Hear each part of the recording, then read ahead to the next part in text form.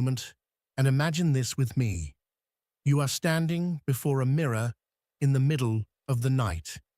On the other side, staring back at you, stands someone you recognize, yet have never truly wanted to see. That dark figure has your eyes, your posture, but carries everything you have rejected about yourself for years. It smiles at you with a strange mix of sorrow and acceptance, as if it knows something you are not yet ready to understand. What do you think that shadow would say to you if you could hear it speak? And what if it told you that learning to love it is the very first step toward truly loving yourself? Stay with me until the end of this journey, because I am going to reveal something I discovered after decades exploring the human psyche. The deepest secret of self-love is not in saying yes to everything the world offers you, but in learning the sacred art of saying no. I am Carl Gustav Jung, and throughout my life I have walked through the darkest and brightest territories of the human mind. I have explored the dreams of hundreds of people. I have descended into my own psychological hells and emerged with a truth that transformed not only my work as a psychiatrist, but my entire way of existing in this world. Today, I want to share with you something that very few truly understand. Genuine self-love is born at the precise moment you stop betraying yourself just to please others. And that moment arrives when you finally learn to speak that two-letter word so many fear, no. Let me take you back to the beginning of my own journey. When I was young, I too was trapped in the web of compliance. I came from a religious family. My father was a pastor, and from childhood, I was taught that to be good meant to say yes, to accept, to obey, to adapt. The Swiss society of my time was rigid, structured, deeply conservative. There was a mask that everyone was expected to wear, what I would later call the persona, that social facade we build to be accepted by the external world. And for years, I wore that mask dutifully, being the exemplary son, the diligent student, the respectable doctor. But something within me rebelled. I began to have disturbing dreams, visions that didn't fit the respectable image expected of me. I remember one night vividly. I must have been around 30 when I awoke trembling from a dream. In that dream, I was walking down an endless corridor, lined with doors, and behind each one, there were people asking things from me. My time, my energy, my approval, my silence. And like an automaton, I opened each door and said, yes, yes, yes, until I reached the final door. When I opened it, there was no one there, only an empty mirror where my reflection should have been. I woke up with my heart pounding, realizing something fundamental. I had lost myself in the process of being everything to everyone else. Now, you may wonder, why is it so difficult to say no? Why does that small, simple word terrify us so deeply? Here is where my years of research into the collective unconscious become meaningful. You see, we are all born connected to ancient archetypal patterns that drive us to seek belonging. Our ancestors depended on the tribe for survival. To be cast out meant death. Deep within your psyche lies that same primal fear of rejection, of exclusion, of not being loved. And that fear whispers constantly, say yes, or you will be abandoned. This fear manifests subtly in your daily life. You accept that work project even when you're exhausted, because you're afraid they'll think you're not dedicated. You say yes to that social gathering, when all you want is to stay home because you don't want to seem anti-social. You allow someone to cross your emotional boundaries because you fear being seen as selfish or difficult. And with each yes you utter when your heart is screaming no, A part of you fades, fragments, gets lost within the expectations of others. What I discovered through my work with patients is that this inability to say no creates what I call a dissociation from the self, the authentic self. You become a collection of learned responses, adopted roles, and layered masks. You lose contact with the essential core of who you really are. And without that connection to yourself, genuine self-love is impossible. For how can you love something you no longer recognize as your own? How can you honor a voice you've silenced for so long? I recall a patient who came to my office in Zurich many years ago. She was a middle-aged woman, successful in her career, admired by her family, always available to everyone. Yet she arrived broken, saying she felt her life had become a hollow performance. She told me she had forgotten what she truly liked, what she genuinely felt, who she was when no one was watching. She had spent 40 years saying yes to everyone and everything, and now she stood at the edge of the abyss of her own non-existence. She looked at me with tear-filled eyes and asked, "Dr. Jung, is it too late to find myself?" I told her what I will now tell you. It is never too late to begin the process of individuation, to return home to yourself. But that journey begins with one fundamental act of courage: learning to say no. And here is something I want you to understand deeply, because it is crucial to everything I will reveal to you. Saying no is not an act of selfishness. It is an act of honesty. When you say no from your authentic center, you are not rejecting the other. You are honoring your truth. And only through that radical honesty can true love flourish, both toward yourself and toward others. But let me be clear. This no I speak of is not the reactive no, not the immature rebellion that simply replaces compliance with defiance. I am not speaking of becoming rigid or closed. I speak of a conscious no, a no that arises from your connection with the self, a no that establishes healthy boundaries from love, not from fear or resentment. Because when your no is rooted in awareness, it becomes an affirmation of your inner truth.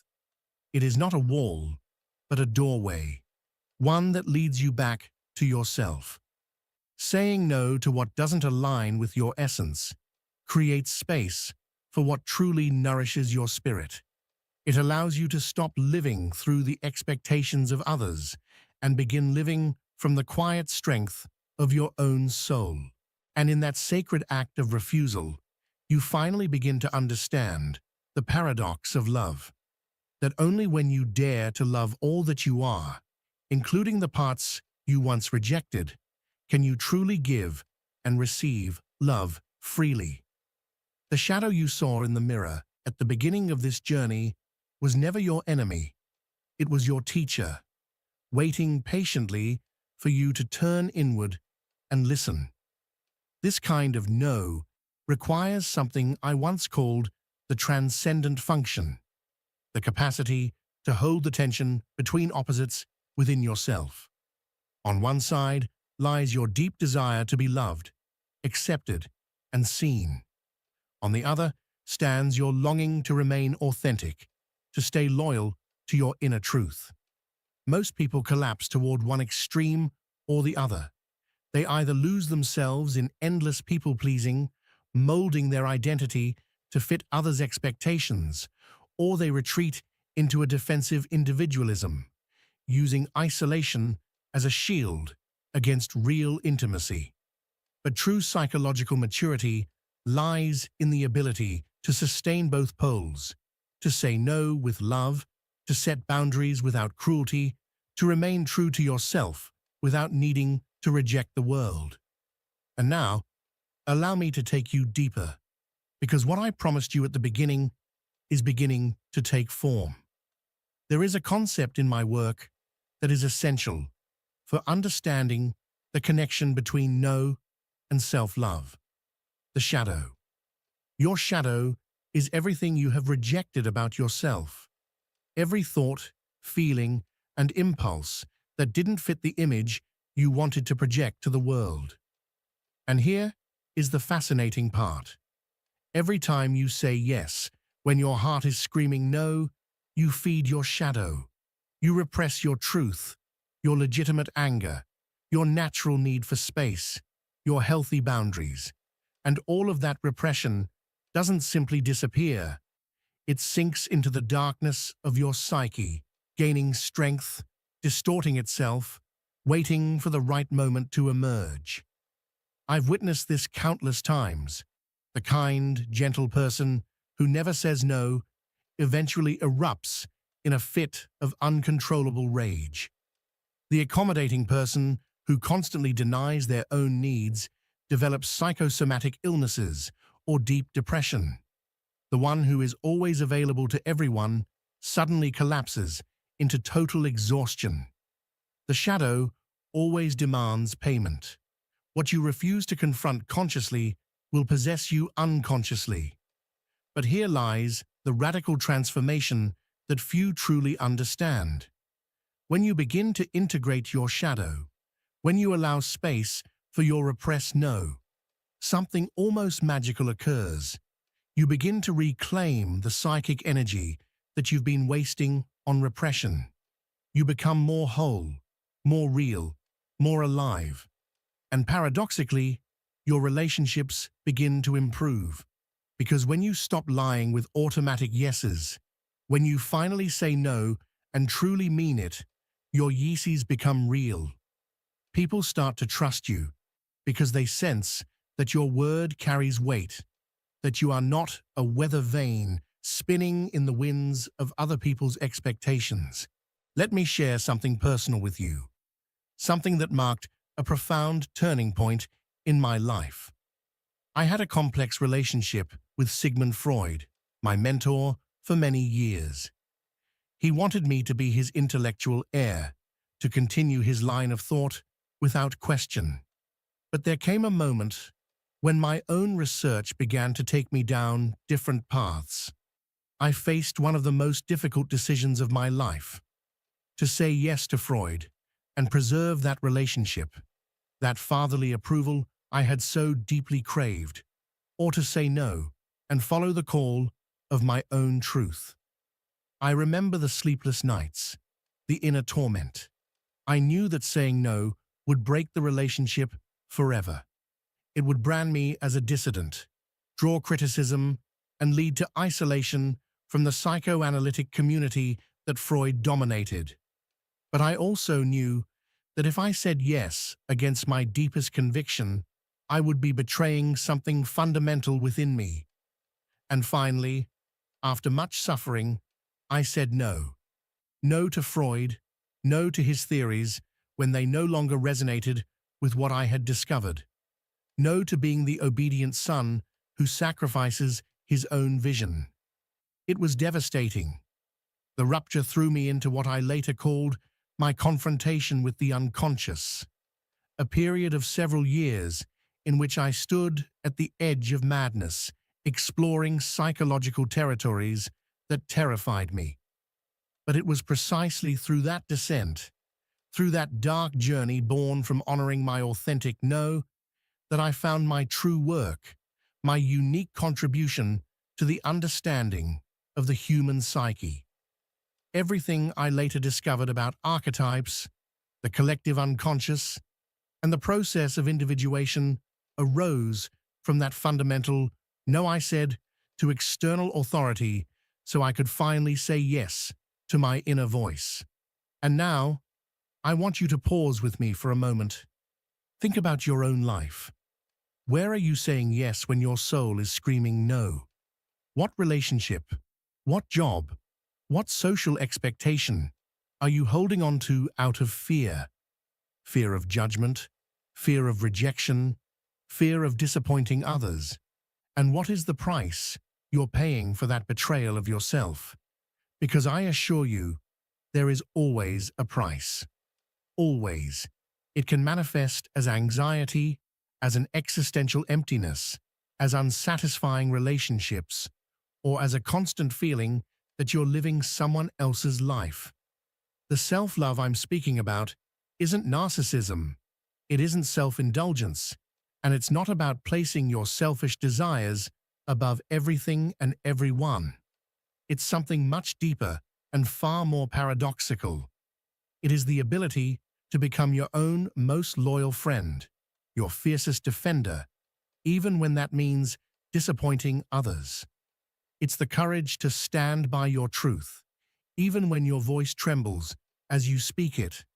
It's the maturity to understand that you are the guardian of your own energy, your time, your inner space, and saying no when necessary doesn't mean you're closing your heart.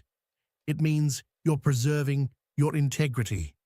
And now, as we near the end of this journey, let me reveal what I promised at the beginning, the transformative teaching that can truly change your life, if you allow it to take root in you.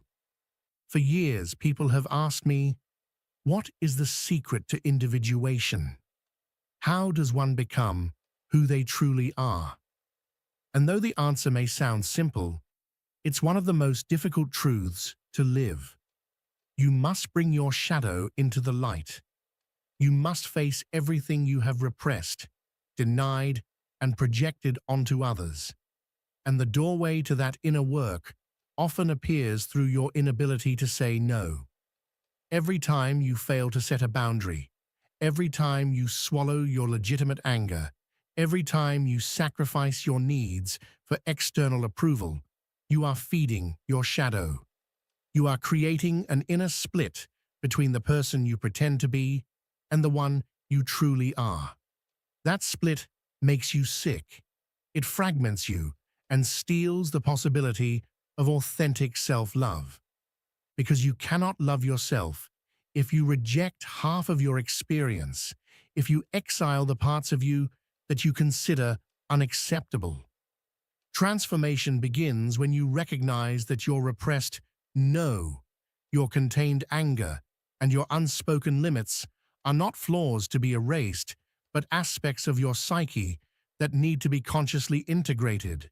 When you learn to say no from a place of centeredness rather than reactivity, when you set boundaries without guilt or aggression, you are performing an act of psychological alchemy. You are transforming the lead of repression into the gold of authenticity. And here comes the beautiful paradox I've witnessed again and again. When you finally give yourself permission to say no, when you stop betraying yourself in the name of love, your capacity to love genuinely expands. Because love that grows from obligation, fear, or the neurotic need for approval isn't love. It's dependence. It's emotional manipulation, disguised as generosity. It's a transaction where you trade your authenticity for crumbs of acceptance. But the love that flows from an integrated person, one who knows their limits and honors them, who says yes when they mean yes and no when they mean no. That is real love. Love that arises from the abundance of a connected self, not from the scarcity of a fragmented ego. So, my dear listener, what will you do with this understanding? I invite you to begin today with something small but meaningful. Identify a situation in your life where you've been saying yes against your truth. It could be as simple as a social invitation you don't want to accept, or as complex as a draining relationship pattern. Practice saying no, not with aggression, not with guilt, but with clarity and calm strength. Observe what arises within you when you do so. Fear, guilt, perhaps a strange sense of liberation. All of those are messages from your psyche, valuable information showing you where you've been betraying yourself. And remember this, the path of individuation is not a destination you reach. It's an ongoing process of becoming more authentically who you are. Every conscious no you utter is a step on that path. Every boundary you set is an act of self-love. Every time you choose your truth over external approval, you reclaim a fragment of your soul that you once handed over to others. Self-love arises when you learn to say no, because that no is the deepest affirmation of your existence. It's telling the world, I exist too. My needs matter. My truth deserves space. And from that solid foundation of self-respect, from that connection to your authentic center, you can finally build real relationships, create meaningful work, and live a life that is truly your own. So I ask you, if this message has resonated with something deep inside you, don't leave it here. Subscribe to this channel so we can continue exploring together the mysteries of the human psyche. Share this video with someone who needs to hear that it's okay to say no, that self-love isn't selfishness, but the very survival of the soul. And leave a comment below telling me which no you've been holding back and are finally ready to say. This is just the beginning of our journey through the collective unconscious and the process of individuation. In the next video, we'll explore another fundamental archetype that's operating in your life without you even realizing it, shaping your choices, your relationships, and your destiny. Because when you understand the invisible forces that move you from within, you regain the power to live consciously, to choose who you are instead of being lived by inherited patterns. Until then, remember, your shadow is not your enemy. It is your teacher. Your unspoken no is not a weakness. It's your doorway to integrity. And the self-love you seek is not found outside, not in others' approval, not in achievements or external validation. It is found right here, in your ability to look in the mirror, to recognize both your light and your darkness, and to say, yes, this is all me, and I accept myself completely. From that place of radical acceptance, everything transforms, not because the world changes, but because you become whole.